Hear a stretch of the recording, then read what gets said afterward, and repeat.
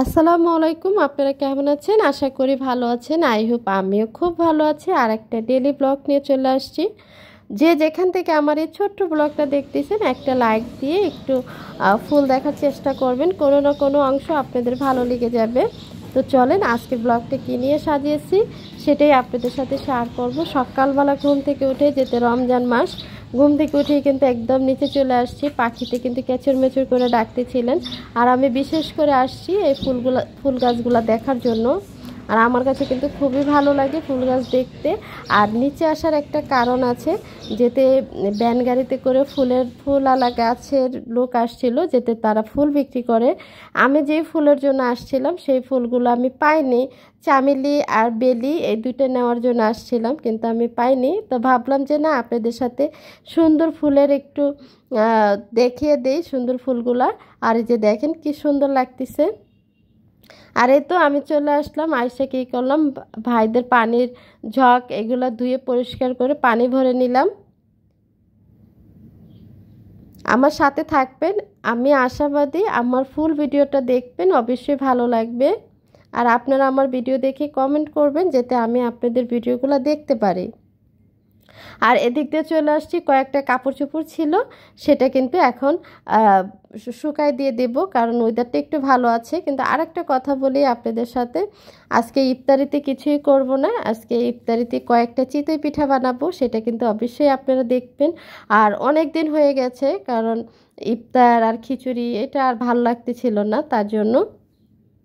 আর এদিকে শুকনো কাপড়গুলো আমার ড্রয়ারে রেখে দিচ্ছিলাম, কারণ আমি না সব সময় ঘর গুছিয়ে রাখতে পছন্দ করি।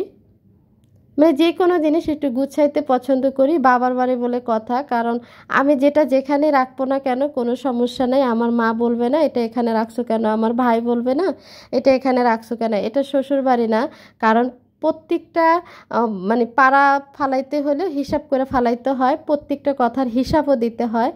জানি না কেন এরকমটা মেয়েদের বেলা হয়।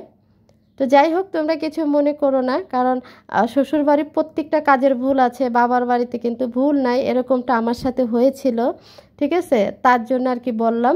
আর এই তো মিনি ময়না খুব দুষ্টামি করতেছিল আমার সাথে। তো কাপড়গুলো কিন্তু রাখা শেষ হয়ে গেছে, আর আমি চলে আসছি রান্নাঘরে, যেতে ইফতারের সময়টাও হয়ে গেছে, একটু তোমাদের সাথে শেয়ার করব। কারণ তোমরা কিন্তু জানো আমরা মানে ভিডিওটা তৈরি করি, কিন্তু অল্প অল্প করে তৈরি করি, তারপরে কিন্তু আমরা এটাকে এডিটিং করি, যেটা যে জায়গায় দেওয়া দরকার আমরা কিন্তু সেখানে দেওয়ার চেষ্টা করি। এই যে দেখো, মানে এক পট আটা নিয়ে নিছি, মানে চাউলের পটের এক পট আটা, মানে 1 কাপ বলা হয়, ওই কাপের 1 কাপ মানে চাউলের গুঁড়ি নিছি। এখন পিঠাটা করে নেব, এতটুকুই, আর কিছুই না। আর এমনি তো ভর্তা বানিয়েছি, তোমরা শুরুতেই দেখছো। আর এই যে দেখো আমার সেই সুস্বাদু চিতই পিঠা। অনেক দিন হয়েছে চিতই পিঠা খাওয়া হচ্ছে না, তো ভাবলাম যে না, ইফতারের পরে একটু ভালো লাগবে। হ্যাঁ, এমনি ইসবগুলের ভুসি থাকবে, শরবত, তারপরে এই তো ভর্তা ভাত থাকবে। ছোটো বোন বলতেছিল আজকে ভাত দিয়ে ইফতার করব, তো ভাবলাম ভাত দিয়ে যেতে ইফতার করবে তাহলে কয়টা চিতই পিঠা ভাজি ভালো লাগবে। এই তো ইফতারের জন্য কিন্তু আমি চিতই পিঠা ভাইজা নিচ্ছি, এটা তোমাদের সাথে শেয়ার করতেছি। তোমরা কিন্তু বাসায় অবশ্যই এভাবে ভাইজা নিবা। আর অনেক দিন পর চিতই পিঠা কিন্তু মজাই লাগবে, সেই লাগবে, তোমরা কিন্তু ট্রাই করো। আর বিশেষ করে আমার রান্নাঘরটা ছোট, আমি কিন্তু সবসময় বলি, এই জন্য তোমাদের সাথে ফুলটা দেখাতে পারি না, অবশ্যই একদিন দেখিয়ে দেব। আর এই যে দেখো অল্প একটু করে নিয়েছি। আর মজার কথা কি জানো, চিতই পিঠা ভাজলে না এই যে আশেপাশে পড়া যাবে না, আমার কাছে কীরকমটা জানি লাগে। দেখছো, এখন ঢাইকা দেব। আর চিতই পিঠাগুলো কিন্তু এত মচমচে করে ভাজছিলাম, আমি ইফতারের পরে খেয়েছিলাম। হ্যাঁ, মানে কি বলবো, আজান দিবে দিবে তখন কিন্তু বানিয়েছিলাম আমি, তার জন্য কিন্তু মচমচে ছিল, গরমও ছিল, খুব ভালো লাগছিল আমার কাছে। তো যাই হোক, চিতই পিঠা বানানো হয়ে গেছে। আর এদিক দিয়ে দেখো সোফার কাভার খুলে আমি কোথায় রেখে দিয়েছি, এখন পর্যন্ত ধুই নাই, কারণ মানে রোজা রেখে এগুলো ধোয়া সম্ভব না। আর এগুলো যদি ওয়াশিং মেশিনে দিয়ে দিই এগুলো আরও রাফাট বলায় ফেলবে, বড় হয়ে যাবে, এই জন্য আমি দিচ্ছি না, হাতে কাইচা দেব। আর এই তো পর্দাগুলো অনেক ময়লা হয়ে গেছে, একটু দেখায় দিচ্ছি, এগুলো ধুয়ে নেব, কারণ ঈদের পরে আমার অনেক কাজ আছে ঘরের, সেটাই। আর এদিক দিয়ে দেখো ছোটো বোন আমার সাথে দুষ্টামি করতেছিলেন, বলে কি আমি তোমার সেলফি নিচ্ছি। আর এই যে দেখো ড্রেসটা কেমন হয়েছে, এটা দিয়েছি, এটা কিন্তু আমি 1400 করে বিক্রি করি। আর এই ড্রেসটা কিন্তু ছোট বোনকে আমি দিয়েছি, যে তুমি ঈদের ভিত্তি কোনো কিছু নেয়নি, তো বললাম যে তুমি এই ড্রেসটা পরো, ভালো লাগবে। তো ছোট বোনকে এটা আমি দিয়েছি। যেতে আপনারা জানেন আমার আরেকটা পেজ আছে, আরেকটা ইউটিউব চ্যানেল আছে, এটা আপনারা জানেন, আমার সেই পেজে এই যে এই ড্রেসগুলো দেওয়া হয়। আমি অবশ্যই আমি চেষ্টা করব আমার এই চ্যানেলে কিছু কিছু করে আপনাদের সাথে শেয়ার করতে, সেই অংশগুলো আপনাদের সাথে শেয়ার করব। তো এখন না, আপনাদের ভাইয়া দেশের বাইরে থেকে আসুক, তার সাথে একটু কথা বলবো, যে যদি সে বলে যে না এই চ্যানেলে এটা দিতে পারো তাহলে দেব, কারণ হাজবেন্ডের সাথে বোঝাপড়া না করে তো কোনোটা ফেস করাটা ঠিক না, এই আর কি। এটা ছোট বোনকে দিলাম যে ঈদের দিন যেতে পরে, আর এই জন্য আপনাদের সাথেও শেয়ার করলাম। কিন্তু কাজগুলো কিন্তু একদম সুন্দর, অনেক ইন্ডিয়ান, দেখেন ইন্ডিয়ান ড্রেসগুলো কিন্তু অনেক ভালো লাগে। ওড়নাটাও কিন্তু একদম সফট, এটা কিন্তু টিস্যু জর্জেট বলা হয়, দেখেন টিস্যু জর্জেটের মতো একদম সফট। এগুলো 1400 করে আমি বিক্রি করি।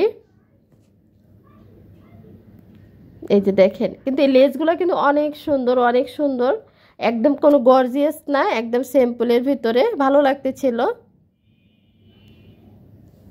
এই যে ভাঁজ করে নিলাম। আপনাদের সাথে দেখানোর মানে হয়েছে যাতে আপনারা জানেন যে আমার পাশাপাশি আমার যে একটা ছোটোখাটো একটা কাজ আছে, একটা বিজনেস আছে, সেটা যাতে আপনাদের সাথে শেয়ার করতে পারি। আর এই তো ভোর রাতের জন্য কিন্তু আমি মুরগিটা বসাই দিলাম, আজকে মুরগিটা রান্না করতেছিলাম দেখেন। কারণ কি জানেন, আমরা চেষ্টা করি আপনাদের সাথে ভেঙে ভেঙে ভিডিওটা দেখানোর জন্য, তো জানি না আপনাদের কাছে কেমন লাগবে।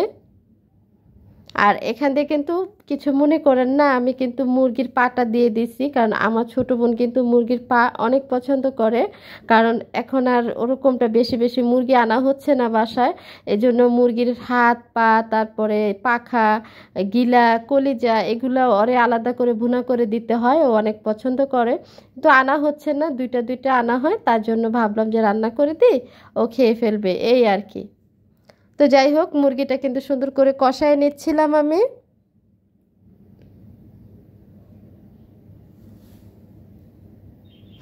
আমার কাছে না সব কিছুই ভালো লাগে, কারণ কি জানেন, কারণ এখন আমার অভ্যাস তো হয়ে গেছে, আমরা তো গৃহিণী, মানে কাজ করতে খুবই ভালো লাগে, যে কোনো কাজে আমরা খুব সুন্দরভাবে করে নিতে পারি। তো যাই হোক, ভিডিওটা অনেক বড় হয়ে যাচ্ছে, আর বেশি বড় করব না, তারপরেও বলবো আপনারা কিন্তু ধৈর্য ধরে ভিডিওটা দেখেন, কোনো না কোনো অংশ ভালো লেগে যাবে। এই তো মুরগি রান্না করে নিছি, মুরগির ডিম ধুইতে নিছি।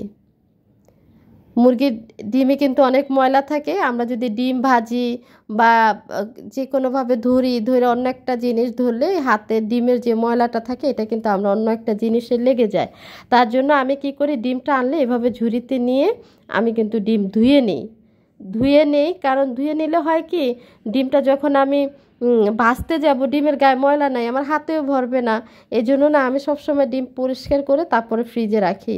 এর আগে আমার কাছে কি অশান্তি লাগে বলার বাহির। এই যে ডিমটা ধুয়ে নিছি, দেখো কি পরিষ্কার হয়েছে।